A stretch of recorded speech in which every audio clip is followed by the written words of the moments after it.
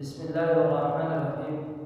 آج کل سوال کرنا، بھیک مانگنا یہ ایک پیشہ بن گیا ہے۔ لوگوں نے اس کو تجارت کا ذریعہ بنا لیا ہے۔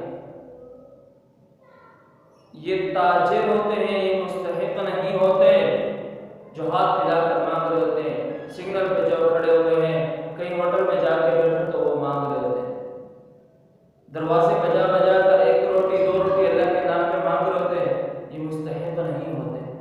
اللہ کے نبی صلی اللہ علیہ وسلم نے فرمایا کہ مسکین وہ نہیں ہے کہ جو لوگوں کے سامنے ہاتھ پھیلاتا رہے اور لوگوں کے دروازوں کو جا کر بجاتا رہے، بلکہ مسکین تو وہ ہوتا ہے الذی لا یجد، یہ نہ نہیں کہ اس کے پاس اتنا مال نہ ہو کہ وہ اس کو دوسروں سے مستغنی کر دے، اور اس کے ذہن میں کیا ہوتا ہے کہ وہ ایسا لگتا نہیں ہے کہ اس کو لوگ سے بنا سوا کر کیونکہ وہ اپنے آپ کو ایسے رکھتا ہے کہ لوگ اس کو مستحق ہی نہیں سمجھتے، اور وہ لینوں میں کھڑے ہو کر لوگوں سے سوال بھی نہیں کرتا۔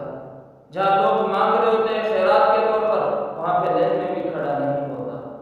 تو یہ اصل مسکین یہ ہے کہ اس کے پاس مال نہیں ہے اور وہ کسی سے سوال بھی نہیں کرتا۔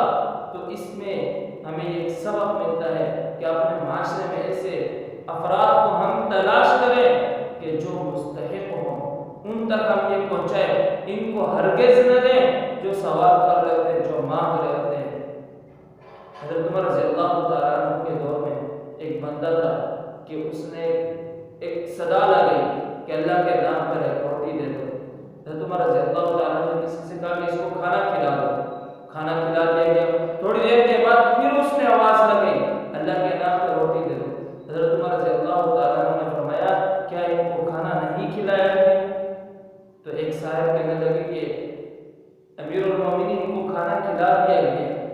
تو حضرت عمر رضی اللہ تعالیٰ عنہ کو بلایا تو دیکھا کہ ان کے بغل میں ایک چولی تھی جس میں روٹیاں بھری ہوئی تھی۔ حضرت عمر رضی اللہ تعالیٰ نے وہ روٹیاں ان سے لے لی اور وہ صدقے کے اونٹوں کو ڈال دی اور فرمایا کہ یہ تجارت ہے، آپ تاجر ہو، آپ مستحق نہیں ہو، دوبارہ ایسا مت کرنا۔